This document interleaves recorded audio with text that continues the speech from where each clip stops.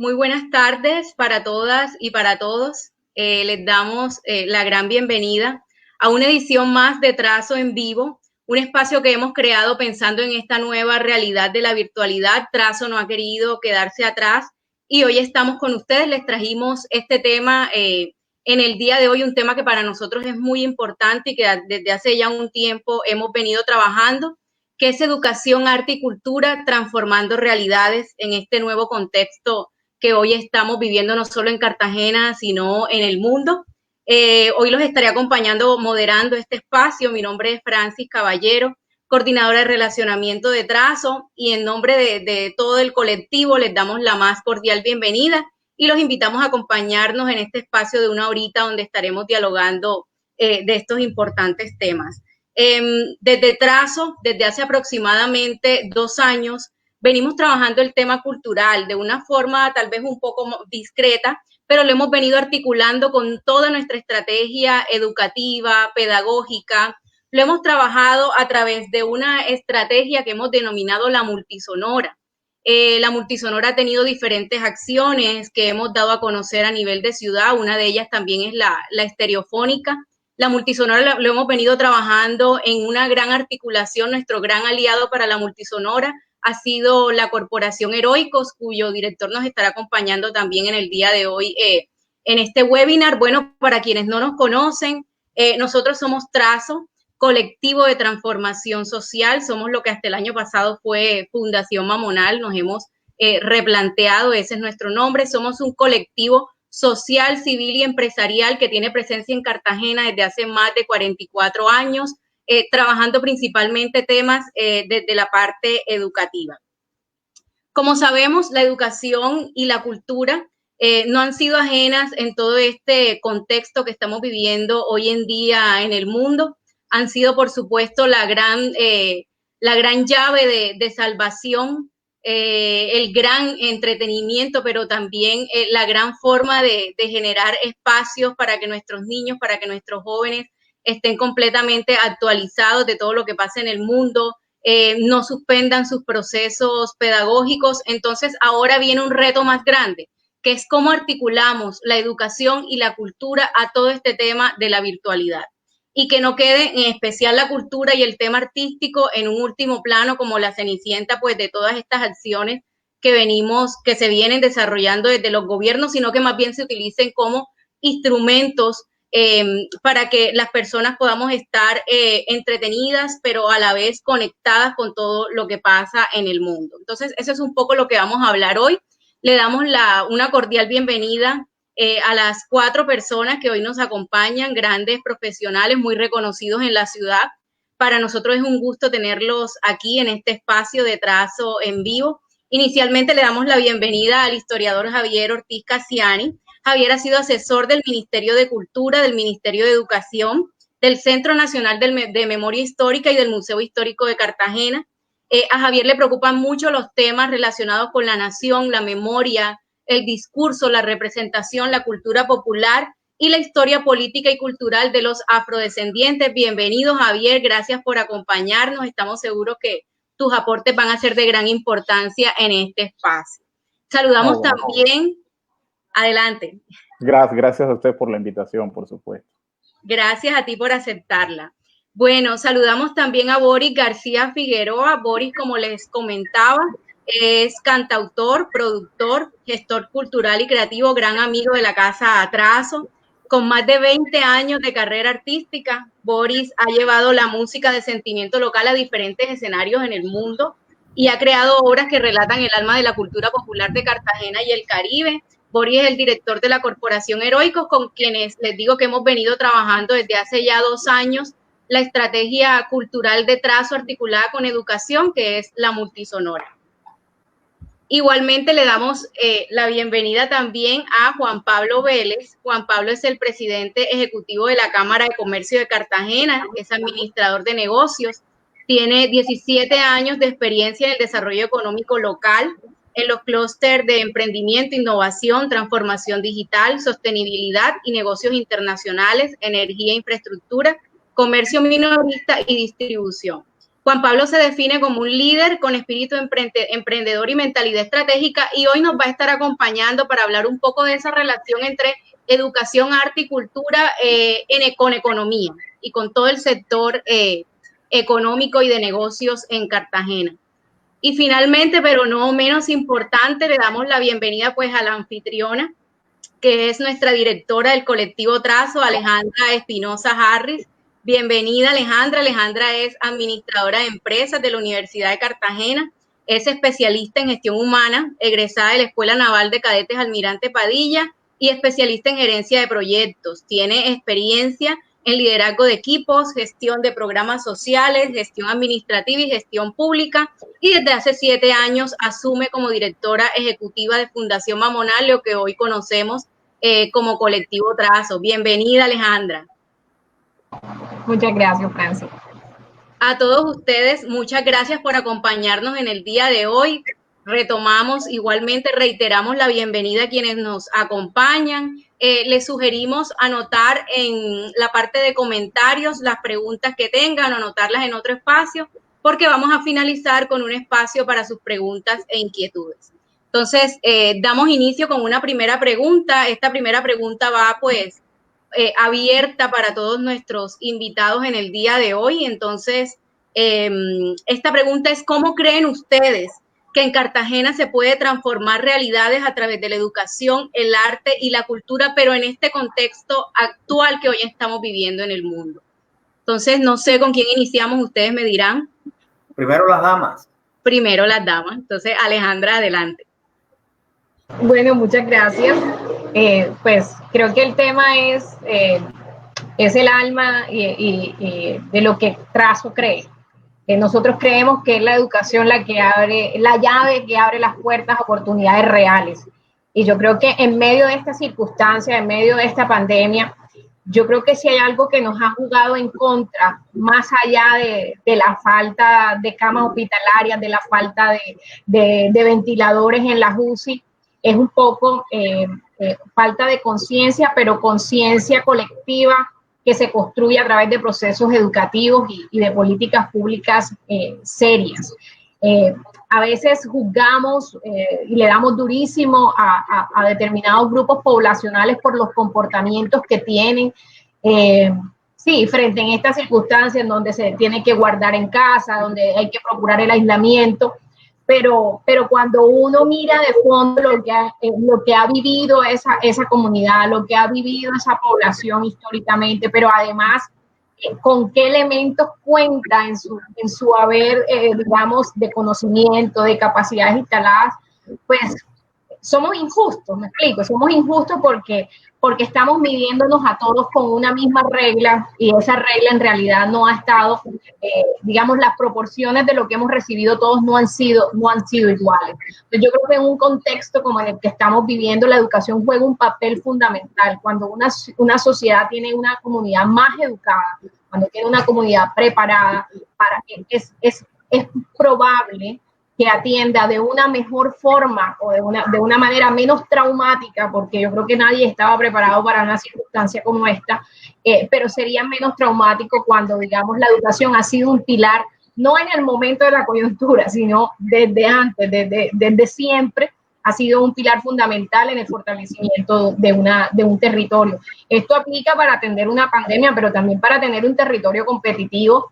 Y esto no es solo, digamos, por tener jóvenes y chicos que tengan mejores pruebas o que tengan mejores resultados. No es solo por eso, es poder acceder a una cantidad de oportunidades que si no les brindamos una educación adecuada, seguramente el número de puertas que puedan abrir van a ser mucho menores. Entonces, arrancaría, digamos, con ese aporte, centrándome, por supuesto, más en el tema educativo, pero que ha sido, digamos, la creencia y, digamos, la firme convicción que tenemos en Trazo, y es que es a partir de la educación en donde en realidad generamos procesos de transformaciones que son sostenibles. Muchas gracias, Alejandra. Bueno, de los caballeros, ¿quién se pide el siguiente turno? No voy. Adelante, Boris. Aunque vi que Javier tenía muchas ganas de participar. Javier, dale tú, Javier. No, dale, Boris, por supuesto, dale tú. Bueno, la pregunta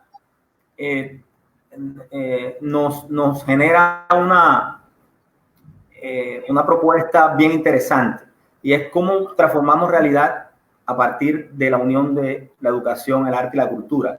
Y creo que en este nuevo tiempo, el solo hecho de encontrarnos aquí, con estas miradas nuestras que son tan diversas, ¿verdad? Nuestros oficios se encuentran en el punto del cariño por Cartagena, pero de una u otra manera hemos estado en campos distintos haciendo nuestros aportes.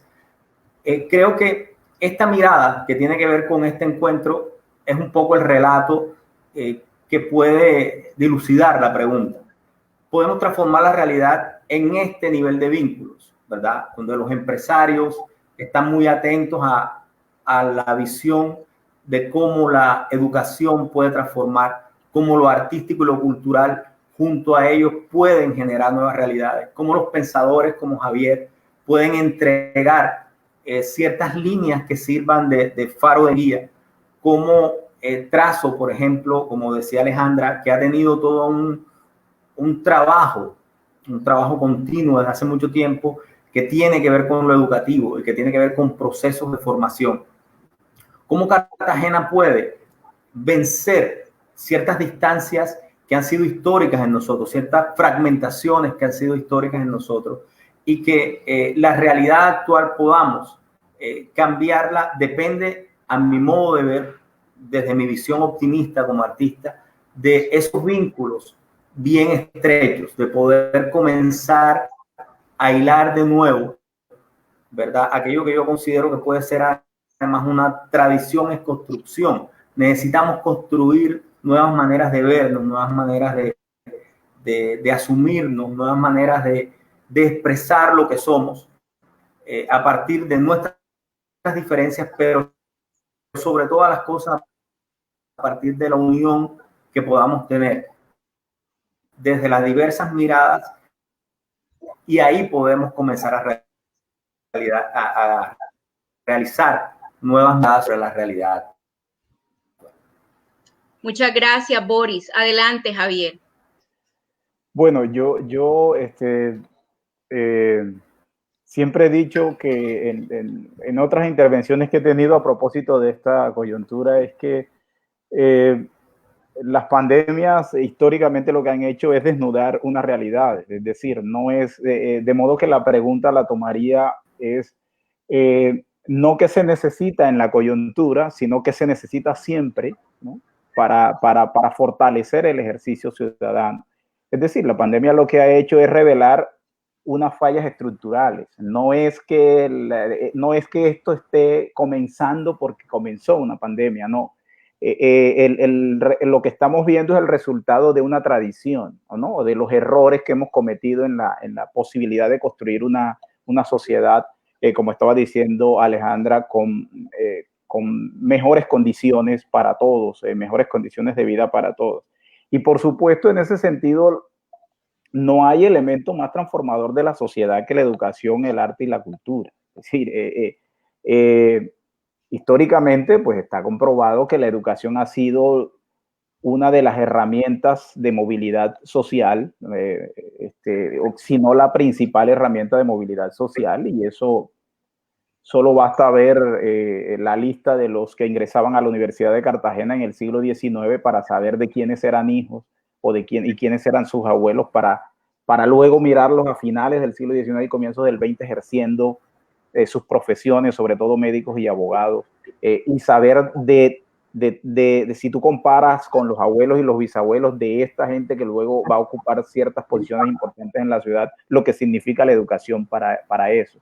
Entonces creo que y una educación, también el plan en que lo estaba diciendo Alejandro, una educación no solamente para obtener resultados de excelencia académica, sino una educación para la vida, una educación para la construcción de mejores ciudadanos.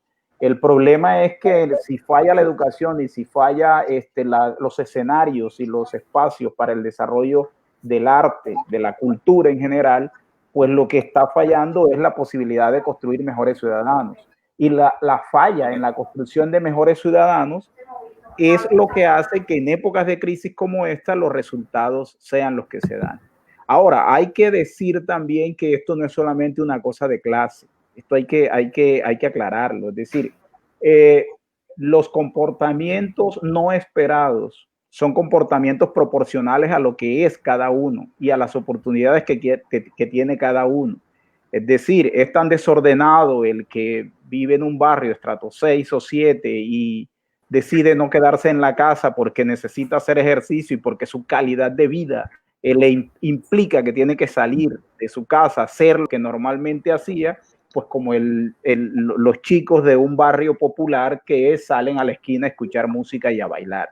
Es decir, no, aquello no es más desordenado que esto, es simplemente un desorden que es proporcional a la calidad de vida y a las opciones que cada uno han tenido. Y eso solo se puede corregir si construimos unos niveles de educación y de participación ciudadana que nos permita ir cerrando ciertas brechas, ¿no? No se trata, por supuesto, de que todos van a tener los mismos ingresos, pero por lo menos sí la oportunidad de acceder a espacios de educación y espacios de recreación y espacios de arte y cultura con las mismas oportunidades. Entonces creo que eso es lo clave para la transformación de realidades y es lo que nos permite que en una época como esta, repito, las reacciones sean menos lamentables de lo que pueden ser.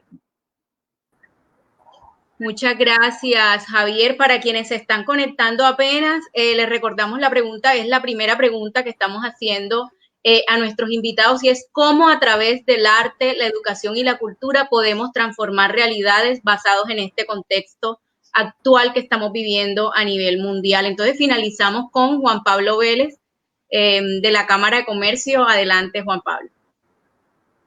Muchas gracias, Francis, y de antemano un agradecimiento especial a Francis, a Alejandra, a Colectivo Trazo, por esta especial invitación. De verdad es que muy agradable tener este espacio y también a Boris y Javier una feliz tarde y a toda la audiencia. Pues nosotros desde la Cámara venimos trabajando todo el tema de educación, arte y cultura de hace varios años y yo creo que esta pandemia, esta situación del COVID-19, que es una gran crisis mundial, también brinda unas oportunidades para que estemos obligados a realizar ciertas transformaciones que hemos venido realizando de una manera un poco más tímida. Cuando uno empieza a observar los cambios que necesitamos realizar en los modelos económicos, en todo el tema de sustentabilidad o sostenibilidad ambiental, todo el tema de las grandes brechas sociales que nosotros tenemos a nivel Colombia, a nivel Cartagena y sin duda a nivel mundial, uno empieza a observar que como sociedad, como Estado, como todo el sector empresarial, tímidamente hemos venido haciendo esos acercamientos y de manera un poco más progresiva, pero ya todos estamos obligados a generar esos cambios disruptivos para realmente transformar nuestra realidad. Ya, por ejemplo, el tema de la transformación digital, cuando anteriormente era como una voluntad de las empresas, de las entidades, de los colegios, universidades, incluso desde la misma Cámara de Comercio, ya estamos obligados a realizarlo, ya no tenemos otra opción. Y eso hay que aplicarlo también para la educación. Ya vemos cómo las universidades, los colegios se están adaptando a una nueva realidad educativa. Lo mismo con el arte, ya las plataformas tecnológicas sin duda van a permitir gozar del arte de una manera distinta y lo mismo con la cultura. Yo creo que tenemos que estipular otros mecanismos tecnológicos para poder nosotros disfrutar de estas ciencias sociales, ¿no? Entonces yo creo que se convierte en una obligación que realmente generemos las transformaciones necesarias en nuestro entorno. Entonces yo creo que veo eso como una oportunidad a pesar de los grandes desafíos que tenemos, pero también creo que estamos todos unidos en esto. Y me encanta la visión del liderazgo colectivo, ¿no? Y yo creo que eso es lo que la identidad de Colectivo Trazo, me encanta el nombre, porque yo sí pienso que los liderazgos son colectivos, los liderazgos individuales no tienen el mismo impacto cuando ya un grupo de personas, como ese tema de movilización social que estaban mencionando, cuando nosotros realmente logramos todos comprender hacia dónde debemos ir y lo hacemos con un sentido de pertenencia y con una total convicción y compromiso, yo creo que realmente generamos las transformaciones que necesitamos. Muchas gracias, Juan Pablo. Bueno, rescato 3 cositas de lo que han dicho. Inicialmente, bueno, que la cultura nos une a todos, cada quien desde sus diferentes ámbitos, desde educación, desde lo social, desde lo artístico, desde lo económico, que la cultura es una forma de hacer ciudadanía responsable y participativa, que es la forma como lo hemos asumido en Trazo. Y finalmente lo que dijo Juan Pablo, que lo virtual ya no es una opción, es una necesidad. Que quedó, como dijo Javier, al desnudo con todo esto que nos está pasando con el COVID. Bueno, continuando con nuestro diálogo, le damos paso ahora al historiador Javier Ortiz Casiani. Javier, esta pregunta es para ti. De acuerdo con la historia y con la idiosincrasia del Caribe, ¿cómo estás viendo tú que el cartagenero asume una situación como la actual? ¿Cómo el cartagenero, desde su ser, desde su forma de ser, desde la cartagenidad, está asumiendo esta situación, esta crisis por la que estamos pasando hoy día frente a la pandemia del COVID? Bueno, es una pregunta que remite además a tratar de encontrar o a definir una idea de cartagenidad, ¿no? Si es que existe, ¿no? Tratar de encontrar una manera de definir eso, pero quizás habría que asociarlo más a una identidad mucho más amplia, y es la pertenencia de Cartagena a una región circuncaribeña, ¿no? Que implica el Caribe continental, pero el Caribe insular también, ¿no? Y Cartagena establece una relación histórica muy fuerte con eso.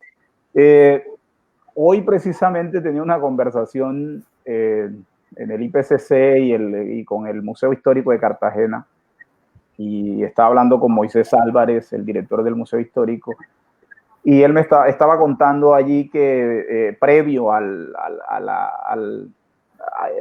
la prueba que estábamos haciendo, estaba contando cómo había encontrado los periódicos que hablaban de la crisis de la pandemia de la gripe española de 1918.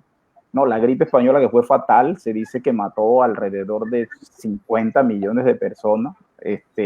En cifras que quizás pueden ser exageradas, pero lo cierto es que fue fatal. Afectó mucho a Bogotá, llegó a Cartagena, y él está hablando de cómo la prensa registraba eso. Y hay una cosa a propósito de esto de la idiosincrasia. Ahorita me pasó algunos de esos periódicos, y la prensa bautizó a la gripe española en Cartagena de Indias como el trancazo. Y eso es muy propio, es decir, ustedes saben que no hay una peste que llegue al Caribe que no se le ponga un remoquete, un sobrenombre. A mí me llama mucho la atención porque esta es, creo que la única, bueno, y eso habla de la magnitud de lo que estamos viviendo, a la que no se le ha puesto ningún tipo de remoquete. Es decir, que nadie está inventándole nombres a esta cosa. Esto habla de lo delicado que es decir, una región que a pesar que en su idiosincrasia está, que a pesar de las dificultades siempre está tomando en esa cosa que siempre digo yo, retomando a Antonio Benítez Rojo, de que en el Caribe no existe el apocalipsis, ¿no? Que siempre se está reinventando incluso en medio de la crisis. En esta ocasión, pues por supuesto, el cartagenero no pierde mucho de esa esencia, pero sin embargo no se han hecho los chistes alrededor de la pandemia del COVID-19, no ha dado para hacer ese tipo de cosas. Cartagena, pues como una ciudad caribeña, las ciudades puertos siempre son las más expuestas por allí entran, ¿no? Esta gripe española se supone que venía de Panamá y luego entra a Cartagena. Así pasó con el cólera. El cólera también llega primero a los puertos de Panamá y luego entra a Cartagena.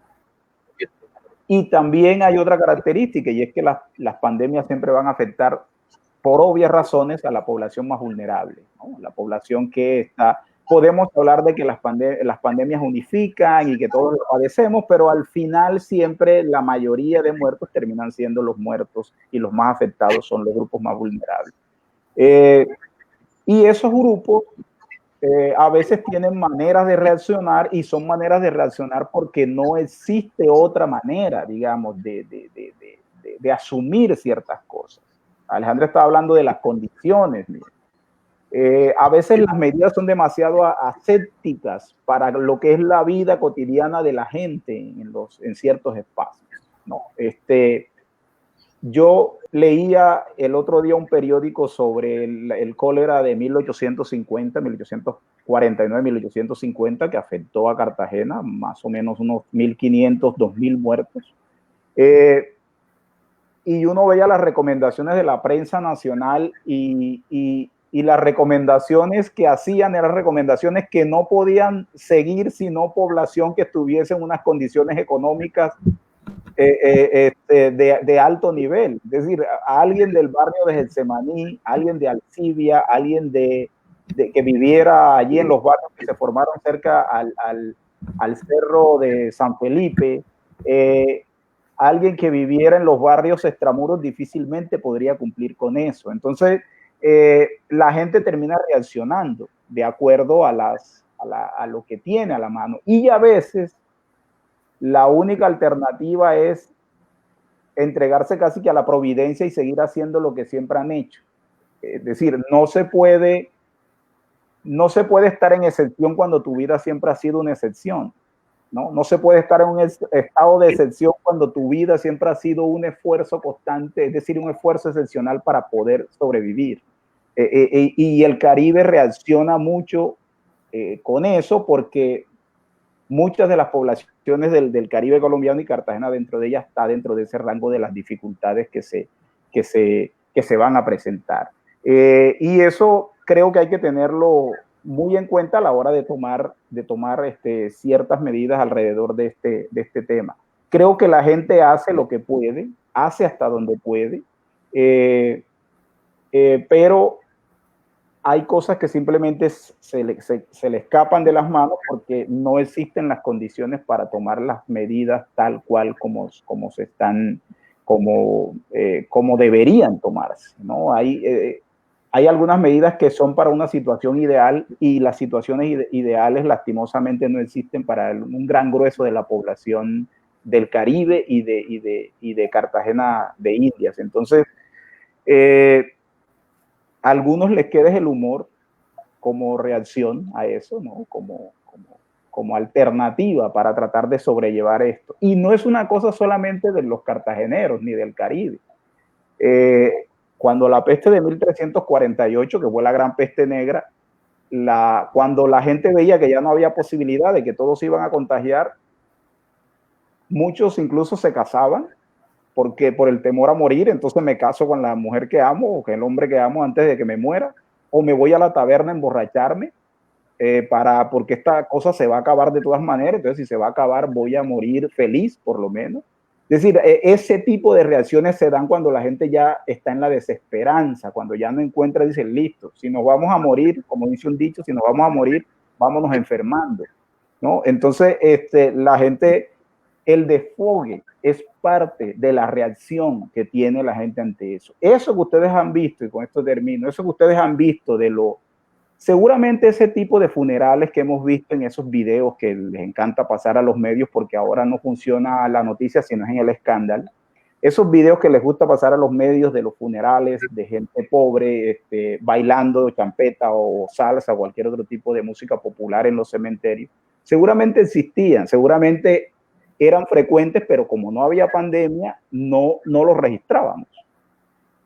Pero de lo que estoy seguro es que eso tiene que ver también con una forma de reaccionar ante la pandemia y tiene que ver con la desesperanza que existe en algunos sectores y la única manera de desfogar esa frustración histórica acumulada es en medio de la crisis hacer eso. Es decir, casi que como que no me quiten lo bailado, como dice el dicho, y esa es una forma también de expresarlo. El juicio si está bien o mal es otra cosa, pero es parte, la cultura no es mala ni buena, es la cultura, digamos, y eso hay que tenerlo muy claro antes de hacer juicios y tratar de entender cuáles han sido los procesos históricos que nos han llevado hasta esto que somos, ¿no? Y a tener ese tipo de reacciones incluso. Bueno, muchas gracias, Javier, por todos estos valiosos datos históricos. Creo que de verdad hemos asumido el tema del COVID con tanto respeto, de verdad que no le hemos puesto ningún remoquete. Entonces eso nos dice mucho. Pasamos ahora a Boris. Boris, en medio de este nuevo contexto de la pandemia, la cultura se ha convertido en un aliciente, en una forma de escape de pronto esta realidad un poco dura en temas de salud, a un punto de salvación para las personas. ¿Qué nuevas connotaciones tienen el arte y la cultura cuando solo antes las veíamos como simple entretenimiento, como algo secundario, no era lo principal, pero ahora ante esto está teniendo una nueva connotación? Para ti, ¿qué nuevas connotaciones tienen el arte y la cultura en este contexto? Gracias, Francis. Bueno, felicitar a Javier por la intervención porque realmente nos aclara muchísimas cosas, muchísimas. Bueno, el arte en esta pandemia, creo que en todos los momentos de crisis adquiere una dimensión que es la dimensión real, su dimensión que sana, que acompaña, que cambia el mundo, que alegra la vida, que también nos hace relatar los momentos. Nosotros desde lo musical tenemos en este momento de pandemia una mirada que tiene cierta suerte ambigua, y es que precisamente la pandemia le da una dimensión muy importante a lo artístico, a lo creativo, pero ese primer impulso sanador y de compañía que ha tenido la música y lo artístico,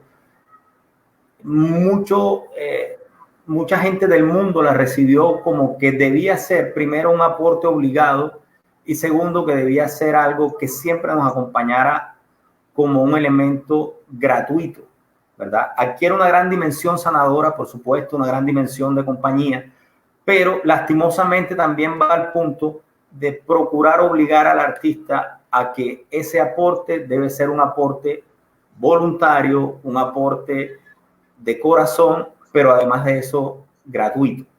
Entonces nos encontramos esa disyuntiva que es compleja, sobre todo en una ciudad como Cartagena, y hoy estamos nosotros en la tarea de buscar cómo podemos reactivar ciertos procesos que tengan que ver con la dignidad del trabajo, con la dignidad artística, y que siga siendo el arte sanador, cambia mundo, por supuesto, que siga adquiriendo la dimensión que realmente tiene como algo que hace parte, primero, de nuestros derechos, y segundo, que hace parte de aquel elemento que nos agranda el alma.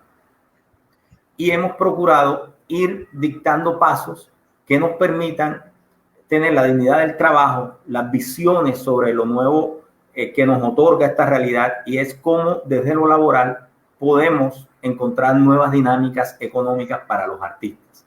Esa es una disyuntiva que nos está presentando la realidad, no solamente en la ciudad, sino en el mundo entero, y ya se están comenzando a realizar los primeros pasos para que lo artístico siga teniendo su valor, lo cultural y lo creativo siga teniendo su valor, pero además puedan volver las dinámicas económicas a acompañar al artista, porque el artista vive de su arte. Y es bien complejo el hecho de que se cerraron los lugares, ¿verdad?, donde están los artistas por lo general entregando su arte. Esta era digital nos ha permitido seguirlo entregando, por supuesto, pero se dice que va a ser el último sector que va a volver a su espacio natural. Entonces, esta mirada desde lo virtual nos está permitiendo tener retos, tener nuevas oportunidades, como decía Juan Pablo, tener unas miradas creativas distintas, porque de una u otra manera nos acostumbramos a un mundo que era de un modo, y hoy desde lo artístico y desde lo cultural nos está planteando una realidad muy distinta. El reto es muy grande, el reto es inmenso, pero también está lleno de esperanzas. Yo les cuento varias historias. Una, el Michi Sarmiento está viviendo con su familia, está con su familia, yo lo llamo constantemente. Lo he encontrado en varios puntos, a veces con mucho optimismo y mucha alegría, en otros momentos medio decaído porque siente que ya es mucho tiempo, y él, que fue criado en la calle, que es un ser de la calle, que su música tiene que ver con la calle, ha sentido que estar encerrado es muy complejo, y desde su veteranía también dice algunas cosas que son muy importantes, y es que de una u otra manera el regreso de lo artístico cartagenero va a permitirnos volver a ver la grandeza de la creación de esta ciudad y del Caribe colombiano.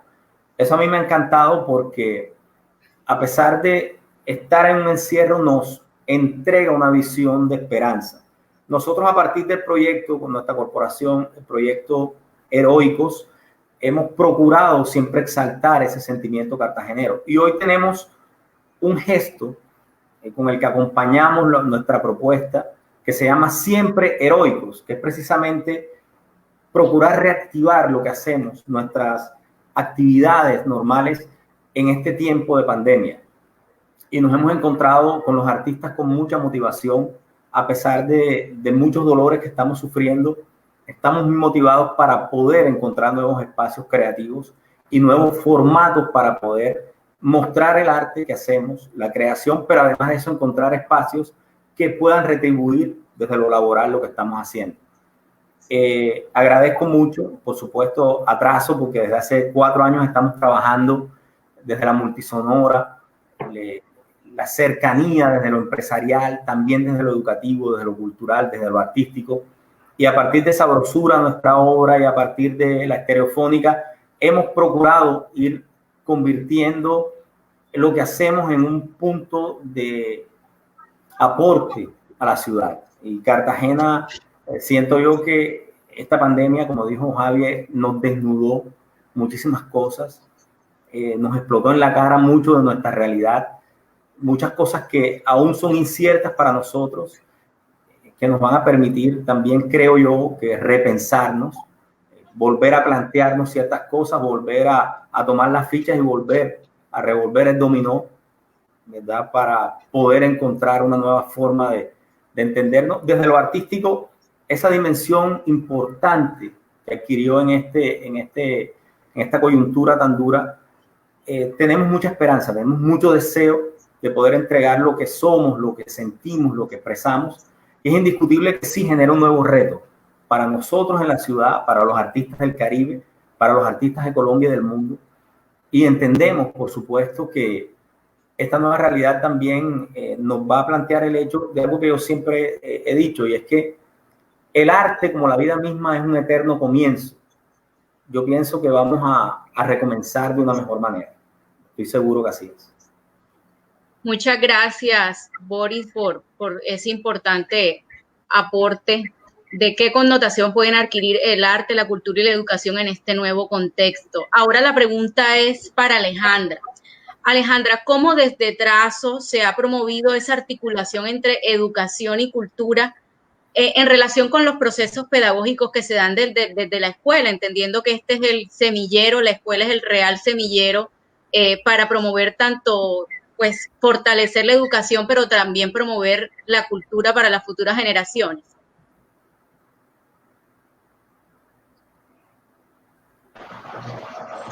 Gracias, Francis. Bueno, desde Trazo, para nosotros el proceso de articulación de la educación y la cultura en los proyectos que lideramos en las escuelas no ha sido en realidad un proceso espontáneo, ha sido fruto de la experiencia y el aprendizaje sobre la marcha, especialmente aquellos casos en que fuimos evidenciando que el divorcio no intencionado de estas dos áreas no nos permitía ampliar el horizonte de impacto de las acciones que desarrollamos. Pero aún más importante, no nos permitía maximizar el impacto en la vida de los jóvenes que hacían parte de estos procesos. Lo anterior, lo que acabo de mencionar, pues lo podría resumir con un ejemplo real. Y siempre menciono el mismo ejemplo que yo creo que fue un detonante de todo lo que iniciamos desde el 2016, y es en una entrega de nuestro programa Boomerang, que son becas de formación tecnológica bilingüe. Nos llevamos la sorpresa al visitar la casa de un joven en San Francisco que había hecho parte en sus últimos años del programa de formación musical Wikenota que desarrollábamos en el Colegio Corazón de María. Él, cuando llegamos a la casa, bueno, había resultado ganador de la beca, y su sorpresa nuestra fue un programa que no era música, sino una tecnología en área de producción, con el argumento de que su elección era para poder acceder a un mejor empleo y poder salir adelante.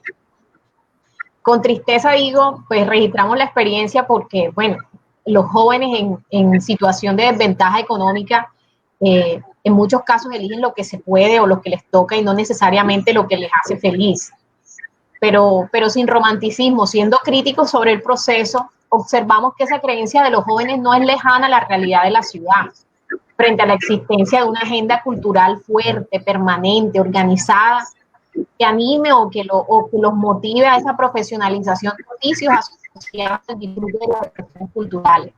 Una ciudad genera experiencias, no solo como, no vendernos solo como una ciudad escenario.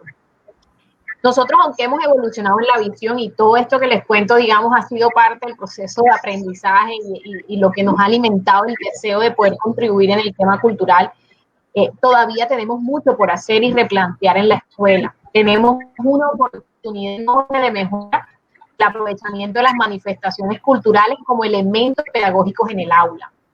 Aún algunas instituciones, las áreas asociadas al arte siguen viéndolas como accesorios, y si hay algo que nos muestra esta pandemia es que todos los elementos lúdicos son necesarios para vivir una experiencia de aprendizaje diferente a pesar de las pantallas.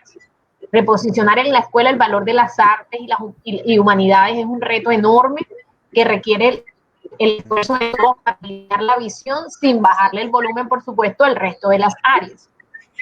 La vinculación entre la educación y la cultura, y entre la educación, la cultura y la comunicación como espacios sociales y de construcción de conocimiento y de significación, pueden alentar la transformación de las sociedades para ponerlas al día en estos nuevos contextos socioculturales, en los que se requiere una capacidad enorme de adaptación, de innovación y de conexión.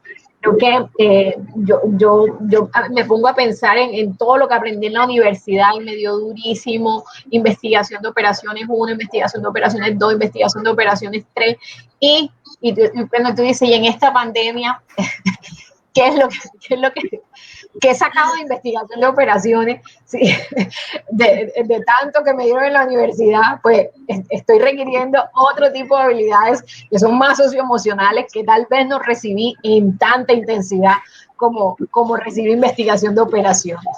Entonces, el tema de la escuela representa uno de los retos más importantes de nuestra sociedad, porque la explosión del conocimiento, la globalización, la expansión y el impacto de la tecnología, la movilidad de las personas y la diversidad cultural han cambiado radicalmente el tipo de habilidades y competencias y los conocimientos y la experiencia que la escuela debe generar entre niños jóvenes que viven en contextos, además, de gran complejidad cultural y social. Nosotros en Trazo creemos que es cada vez más necesaria la vinculación de la escuela con las instituciones culturales y artísticas, con la comunidad y con la vida social, con la producción cultural cotidiana, de tal suerte que la educación tenga un contexto de aprendizaje para navegar en el contexto inmediato. De nada sirve brindar un conocimiento ajeno a una realidad que no se comprende y que no se relaciona con los procesos de aprendizaje. Hoy día, para los jóvenes, generarles una experiencia de aprendizaje es lo que va de verdad a construir una apropiación de conocimientos más fuerte. Hoy, cuando el conocimiento está a un clic, lo que se valora es más la experiencia de aprendizaje. Muchas gracias, Alejandra, por ese mensaje. Bueno, la cultura no es un relleno en el colegio, ahí está más que que demostrado es súper importante para desarrollar esas habilidades que tú dices que hoy día estamos necesitando tanto, que son las socioemocionales, sobre todo ahora que esta pandemia, como nos dijo Javier, nos dejó al desnudo en esta sociedad. Continuamos entonces con Juan Pablo Vélez. Él es el director ejecutivo de la Cámara de Comercio de Cartagena.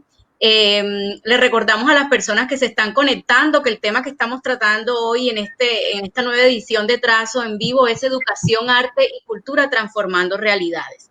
Entonces, Juan Pablo, desde tu visión empresarial, ¿cómo consideras tú que se pueden generar procesos culturales dentro de este contexto, entendiendo a la cultura como un dinamizador de la economía?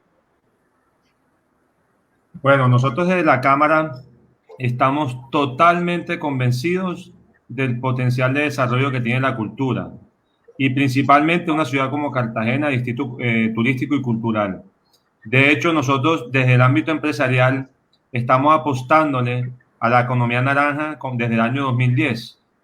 Nosotros empezamos en ese momento el programa Cartagena Emprende Cultura, que en su momento fue financiado por el BID con el apoyo de Mincultura y otras entidades. A través de este proyecto, nosotros ofrecimos asesoría de acompañamiento a artistas y a creativos, a los que tuvieran ya sea una empresa formal o informal, y a aquellos que simplemente tenían una buena idea de negocio. Como resultado de esto, logramos fomentar la generación y puesta en marcha de más de 56 emprendimientos de base cultural con productos, bienes y servicios enmarcados dentro del concepto de empresas o industrias culturales de Cartagena. Esto ya hace 10 años. Uno de los procesos que apoyamos y que hoy yo creo que tiene un gran reconocimiento local y nacional es el grupo de champeta Basulto All Stars. Nosotros a partir de eso hemos venido como haciendo distintos programas. En el año 2018, a través del CEDEC, en nuestro Centro de Estudios Económicos, hicimos una caracterización de estas industrias creativas y culturales en Cartagena para poder analizar cuál es la importancia de ellas y qué impacto está teniendo esta en nuestra economía local a través de estas expresiones culturales y creativas. El estudio tuvo unos números, unos resultados interesantes y nos dimos cuenta que alrededor del 3% del tejido empresarial local hace parte de estas industrias, destacándose principalmente segmentos como libros y publicaciones, diseño publicitario y música, y principalmente la componen microempresas.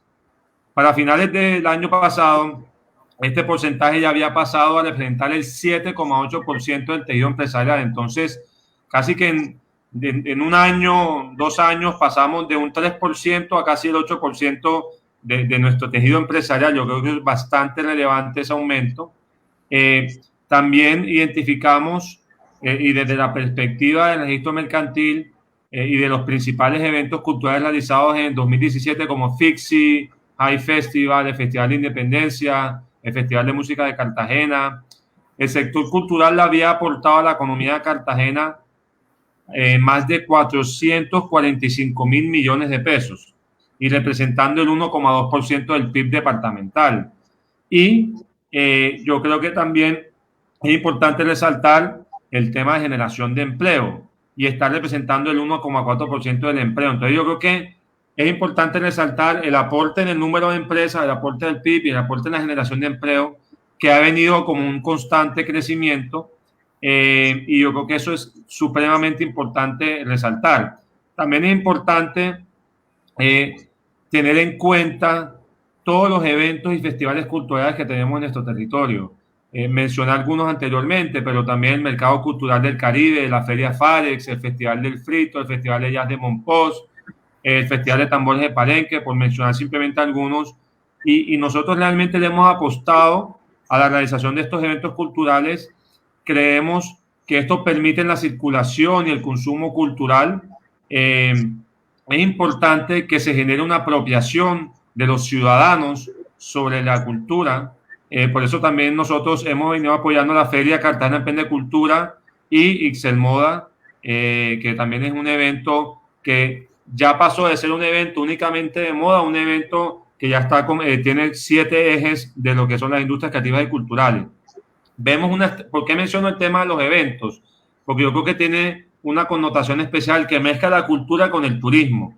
Y yo creo que en esa mezcla se generan unos efectos muy positivos de desarrollo y de progreso, sumado a la importancia de tener un sentido de pertenencia, una apropiación cultural local, porque eso va a permitir tener una demanda local, permanente, y una demanda intermitente de turistas para que realmente la cultura, y desde nuestro punto de vista, la cultura debe ser también un tema empresarial, no solamente un tema, digamos, que se ve como que es un arte y que solamente se vincula para las personas que tienen esa pasión, pero que no va a tener ningún retorno económico. No, nosotros estamos totalmente convencidos de que la cultura debe tener una sostenibilidad económica para que siga siendo perdurable en el tiempo. Entonces yo creo que eso es supremamente importante, y también apostarle al fortalecimiento del talento humano que hace parte del sector cultural y creativo. Es importante continuar nosotros hemos venido realizando unas cápsulas de emprendimiento virtual, a través de esta virtualidad a la que hemos estado nosotros expuestos, hemos capacitado a más de 800 emprendedores de los sectores mencionados. También estamos desarrollando la ruta del emprendimiento naranja, todo esto de manera virtual, y seguimos apostando a distintas iniciativas como es el nodo de economía naranja, donde todos los actores del sector cultural de Cartagena y Bolívar estamos confluyendo, y de esta manera continuar posicionando a Cartagena como ese epicentro de turismo cultural, y desde ese punto de vista nosotros estamos visionando en la Cámara que es el futuro del sector. Muchas gracias, Juan Pablo. Para darle continuidad de pronto a esto que nos estás comentando de las industrias creativas, ¿qué retos y oportunidades crees tú en este contexto de la virtualidad que tienen estas industrias creativas? ¿Y qué brechas y oportunidades ves tú en Cartagena como destino turístico, y qué se puede ir de pronto corrigiendo ahora, aprovechando que estamos un poco en pausa? ¿Qué podemos hacer por mejorarlo? No te escuchamos, Juan Pablo. Activa el micrófono. Listo, gracias. Sí, es importante que cuando hablemos de la activación económica también vinculemos al sector cultural. ¿Por qué es importante? Porque nosotros sabemos que el efecto positivo que esto genera en la economía. Es importante que los museos, las casas culturales y el patrimonio inmueble de nuestra ciudad se convierta en ese gran dinamizador de la oferta cultural en nuestro centro histórico. Nosotros, sin duda, confiamos en que el trabajo articulado y colectivo va a permitir superar esas brechas y poder potencializar las oportunidades. Nosotros estamos contemplando y desarrollando la creación del clúster de experiencias culturales de Cartagena y Bolívar.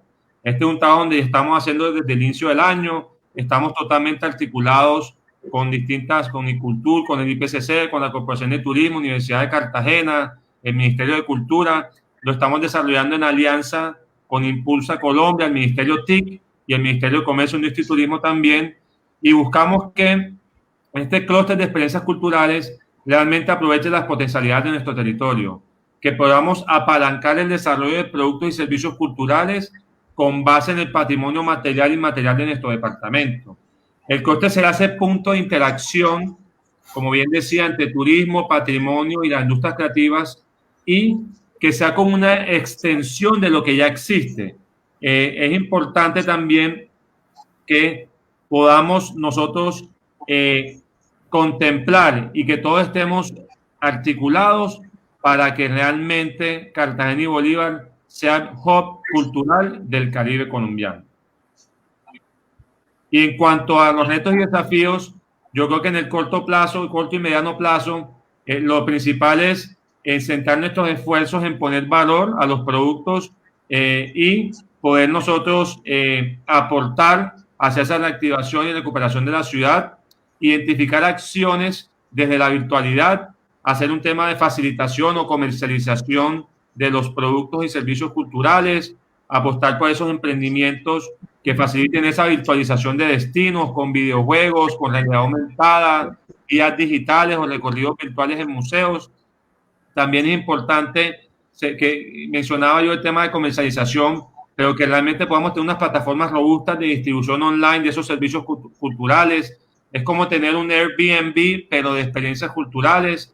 Y no menos importante es la estrategia de promoción de Cartagena como un destino COVID-friendly, un destino que genere confianza para que los visitantes puedan tomar la decisión de venir a Cartagena. Yo creo que ese es el principal desafío que nosotros tenemos en este momento y sin duda tenemos que estar todos con ese propósito para que nuestro sector cultural se pueda reactivar cuanto antes.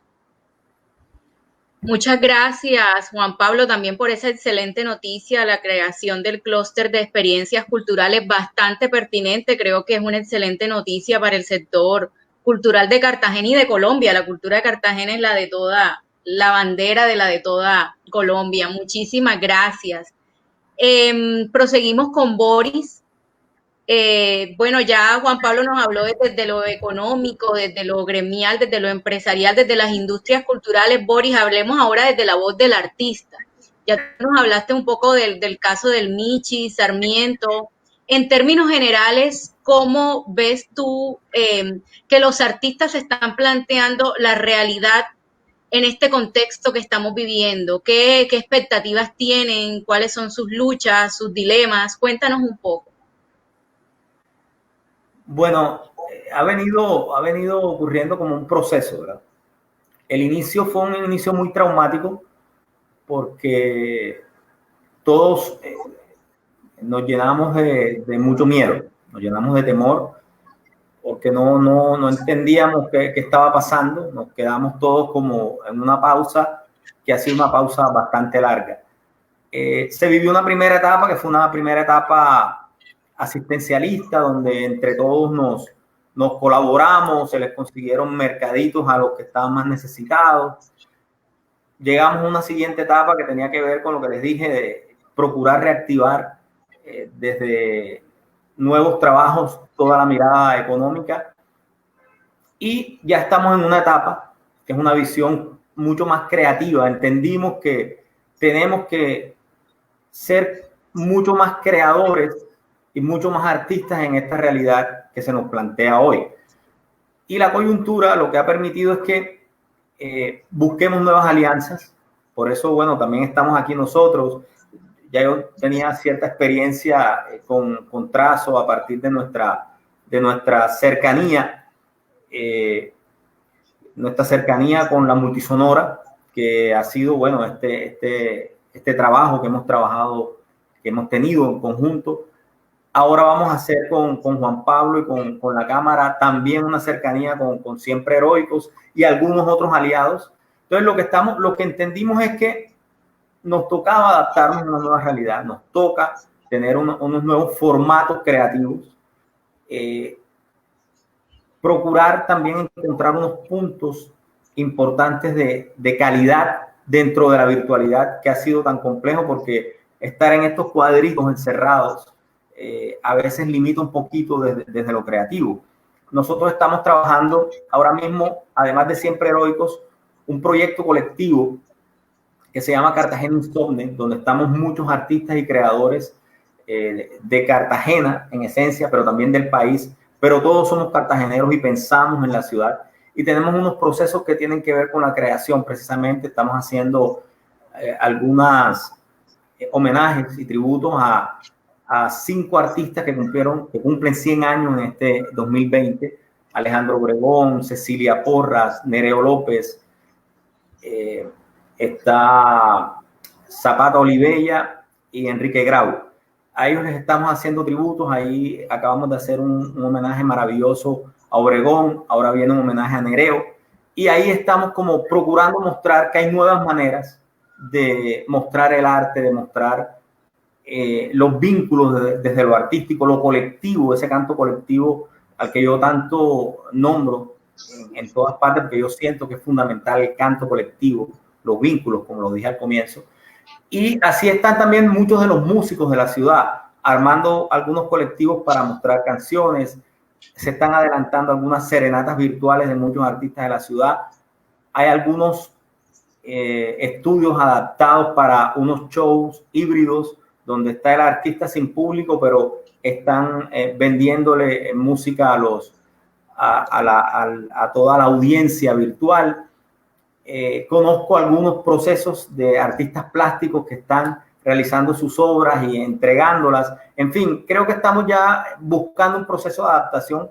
Faltan muchísimas cosas, por supuesto, porque estamos todos como en una circunstancia demasiado extraña y estamos procurando que los procesos que estamos realizando creativos puedan tener la verdadera retribución desde lo económico, pero es un proceso, por supuesto, que se va a ir dando paso a paso. Pero en este momento la visión está llena de esperanza y, por supuesto, pensando que esto pasará pronto y si no pasa, vamos a seguir creando. Qué bien, Boris. Bueno, mientras haya vida, salud y cultura, hay esperanza. Entonces, qué bueno ese mensaje que nos das de que están, como decimos ahora, reinventándose para seguir en la escena todavía, porque el show debe continuar. Muchas gracias, Boris. Javier, la siguiente pregunta es para ti. Desde la educación y la cultura, ¿qué procesos crees tú que deben generarse en la ciudad para asumir los retos que nos demanda esta nueva realidad? Bueno, ahí un poco ya de lo que adelantaba en la respuesta de la pregunta abierta, de la pregunta que todos respondimos. A mí me parece fundamental una cosa que se ha mencionado aquí y es que es decir, tú no puedes entender la idea de desarrollo sin la cultura. Es decir, pero no la cultura como un simple elemento subsidiario, ¿no? Es que la cultura es parte del desarrollo, ¿no? La cultura es parte integral de la idea de desarrollo. Una idea de desarrollo que no vincule la cultura o que la tenga como un simple elemento subsidiario, pues está incompleta. Entre otras cosas, porque, y lo estaba diciendo Juan Pablo, porque la cultura produce muchos recursos, ¿no? Gran parte de los recursos que se producen en algunos escenarios vienen en algunos países y en algunas ciudades viene de la cultura. Creería que habría que empezar en varios aspectos. Una de las cosas que en esta idea de la pandemia que nos desnuda, ¿no? Uno de los temas que mostró lo que ya sabíamos es el tema de la educación, ¿no? Porque la pandemia obligó, sobre todo la educación pública, a que la escuela entrara a las casas. Y en algunas casas ni siquiera ha podido entrar. Y no ha podido entrar porque hay chicos que no tienen un aparato de estos para vernos aquí en el cuadrito, como decía Boris, con un maestro que les enseñe los contenidos que tiene que enseñar.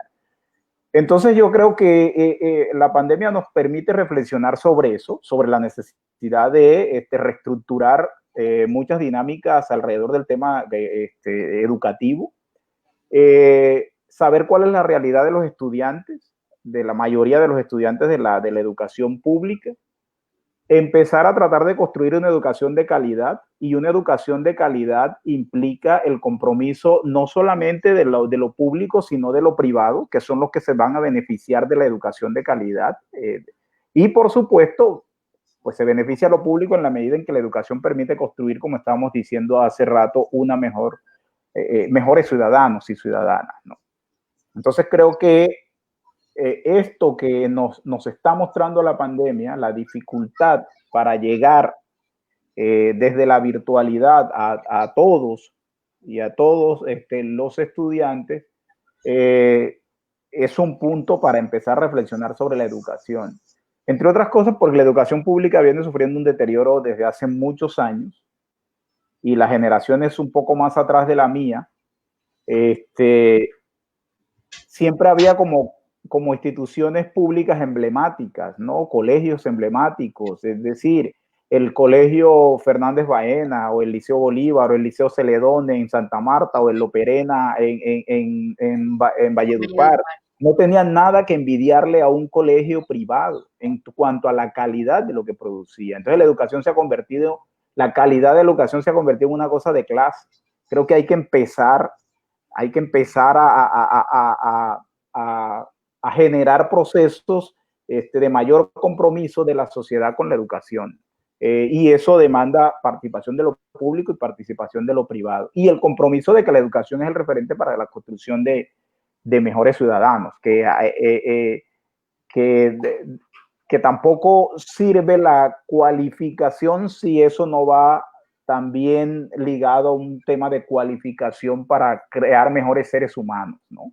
Que capaces de vivir en sociedad y de desenvolverse mejor en la sociedad.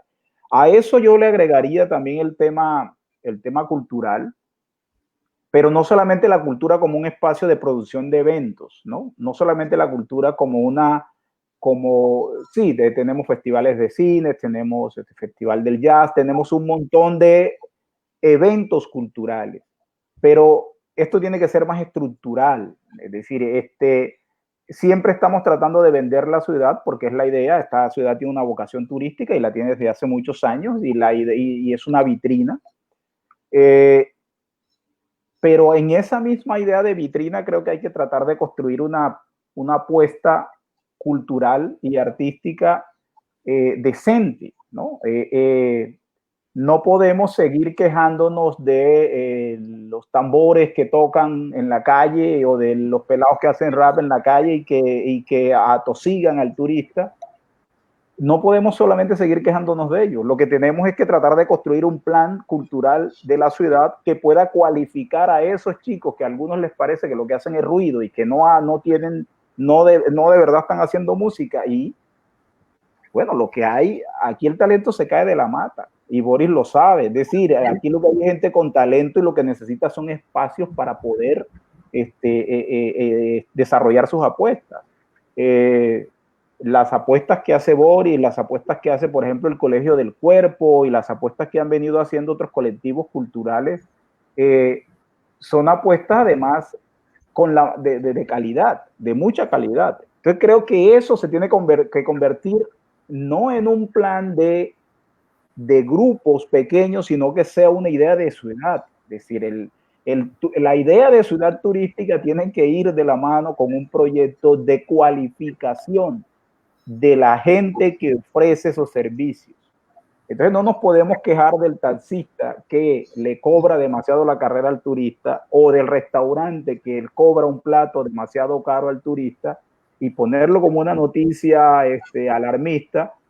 Bueno, sí, eso es lo que hay porque todavía no hemos sido capaces de construir una verdadera idea de un turismo integral que verdaderamente vincule a la gente y que cree posibilidades de dignificación, esa palabra que está diciendo Boris, de dignidad de la gente que hace parte de la estructura turística y de la oferta cultural que se le ofrece al turismo.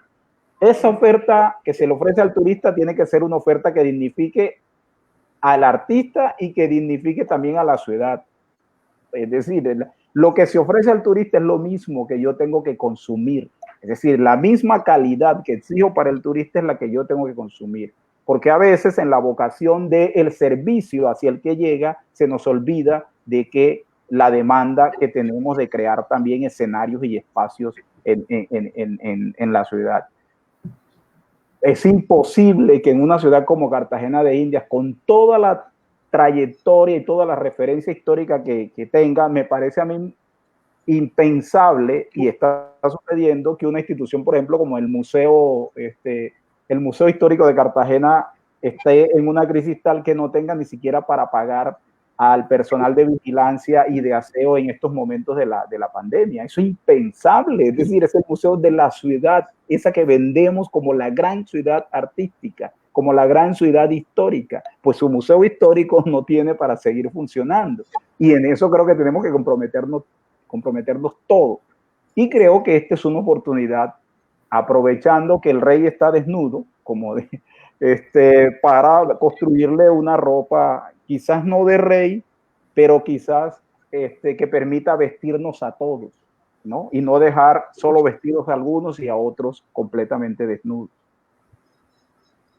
Gracias, Javier. Es una buena propuesta incluso para las autoridades el tema de organizar cultura para potenciar turismo y ofrecer un turismo de de calidad, estamos como en los tiempos de hacerlo. Ya para dar por terminado este webinar del día de hoy, hacemos una última pregunta que iría para Alejandra, directora de Colectivo Trazo, para cerrar esta jornada del día de hoy. Alejandra, ¿qué habilidades tú crees que se deben promover en los niños y jóvenes a través de los procesos culturales?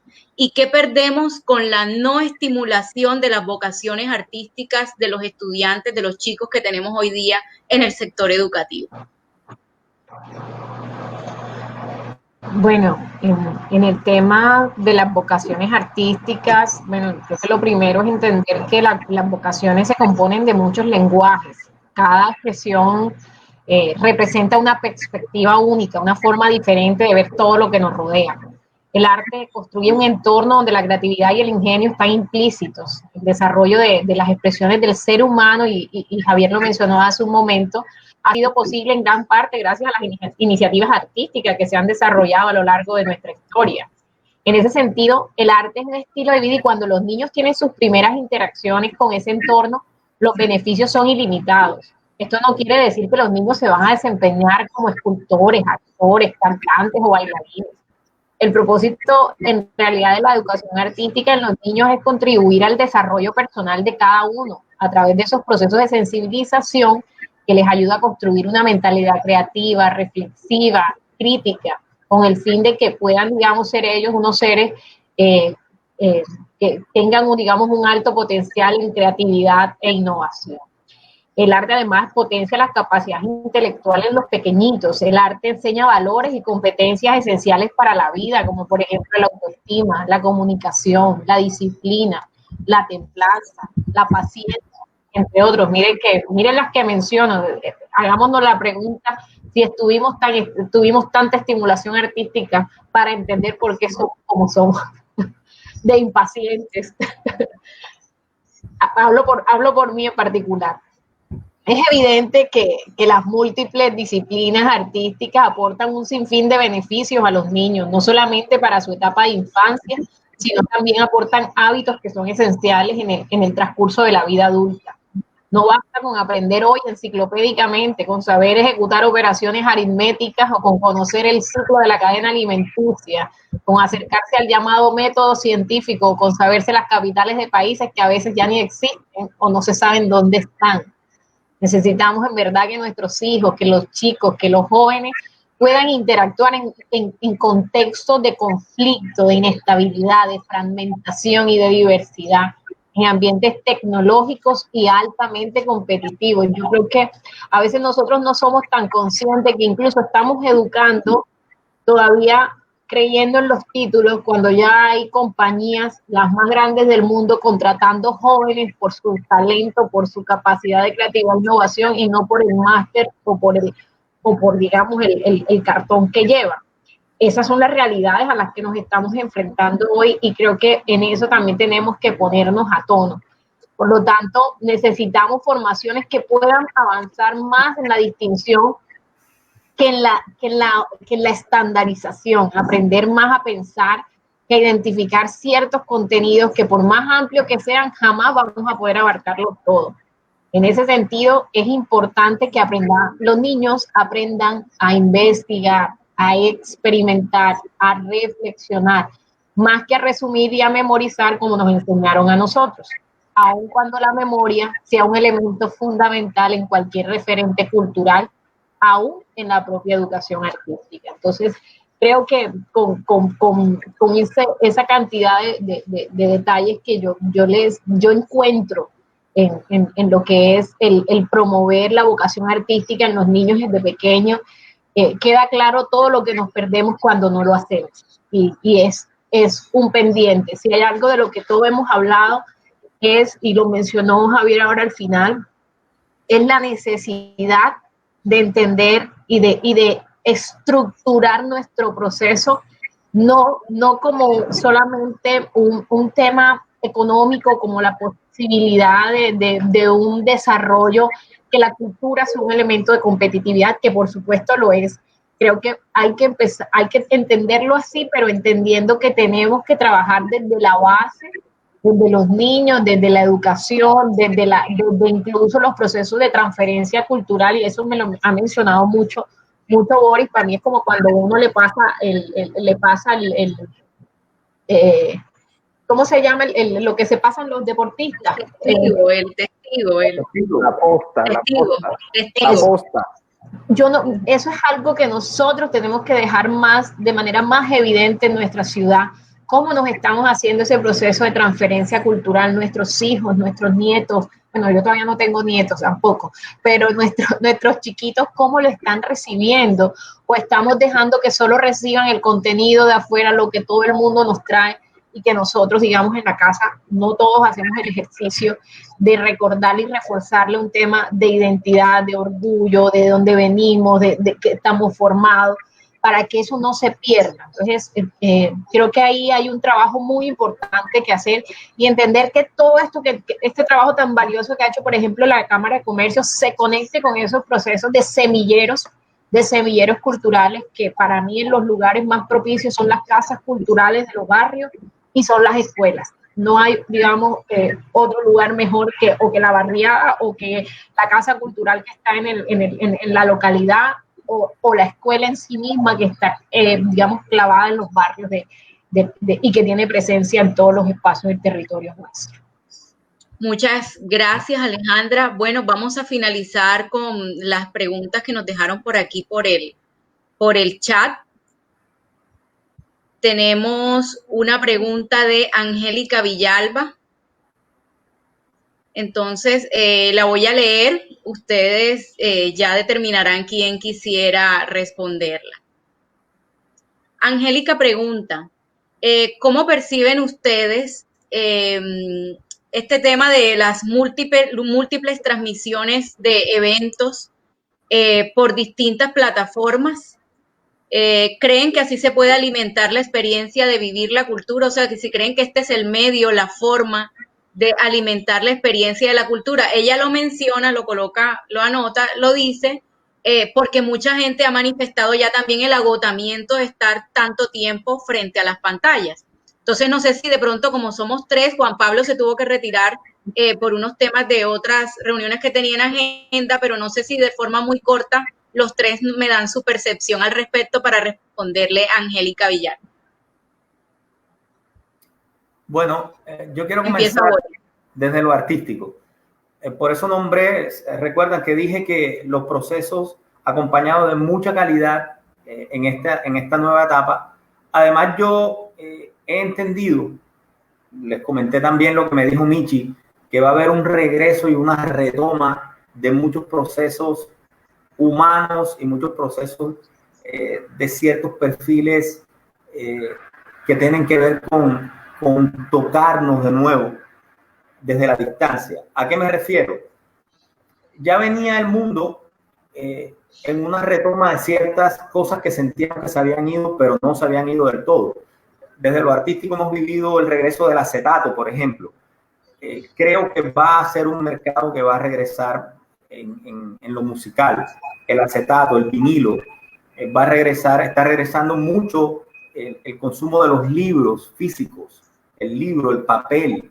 Siento yo que incluso hasta las cartas de amor van a regresar, como están haciendo algunos holandeses que están entregando nuevas postales escritas por diversos escritores y con cierto perfume. Y creo que nosotros desde el Caribe podemos retomar de pronto el envío de un CD de boleros hecho desde casa. Creo que la pantalla va a ser como la tarjeta de presentación, pero estoy totalmente seguro que vamos a volver a palpar aquello que nos regresa a lo humano. Y eso para mí es una muy buena noticia. Gracias, Boris. Bueno, yo y lo digo a nombre propio, yo hoy tengo 3 eventos, o sea, ahorita a las 7 de la noche tengo otra cosa. Y agota, ¿no? Agota, y claro, al principio me acuerdo cuando esto comenzó que era la emoción y todo el mundo se tomaba fotos, yo aquí dando mi clase, yo aquí dando una conferencia, pero pero eso te dura una semana, ya después viene el agotamiento y por supuesto en los primeros eventos había 100, 200, 300 conectados y luego empiezas a ver que van bajando, ¿no? Yo creo que es, como lo estaba diciendo Boris, creo que hay la necesidad de mantenerse vigente y ese es el tema, ¿no?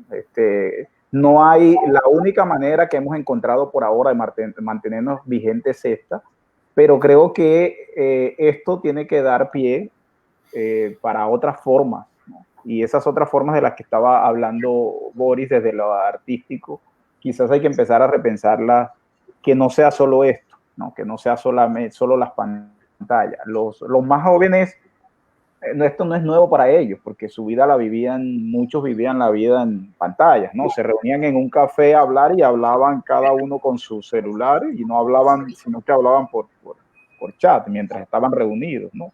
Entonces la pantalla para ellos no es mucho problema, pero sí creo que es una etapa que tiene que ir superándose, porque no hay público ya a veces para tanto evento al día, ¿no? La simultaneidad de las cosas simultáneas, la gente tampoco tiene la disposición de estar hora y media sentado porque tiene también su trabajo y que lo sigue haciendo desde casa algunos, otros tienen que salir y tampoco pueden conectarse, en fin. Sí estamos ya llegando a un punto de saturación y hay que empezar a buscar alternativas, porque entonces vamos a colapsar por este lado y entonces le sumaríamos a lo que ya hay este tema. Y bueno, el tema de la salud mental, ¿no? Esto es una cosa, no es fácil. Esto es una cosa que hay que prestarle atención y hay que prestarle mucha atención al tema de la salud mental ahora y después, porque es bastante difícil la situación. Me quedo con la esperanza de los boleros que llama Boris. Yo que soy un nostálgico empedernido y que me parece la nostalgia como una apuesta estética muy, quizás aprovechar esto para retomar las nostalgias y tratar de volverla un elemento creativo, ¿no? que es un poco lo que trato de hacer a veces con la escritura. Gracias, Javier. Adelante, Alejandra. Bueno, yo creo que de esa pregunta que hace Angélica, yo creo que nos las hacemos todos los días quienes estamos como participando en estos escenarios y siendo espectadores de estos escenarios.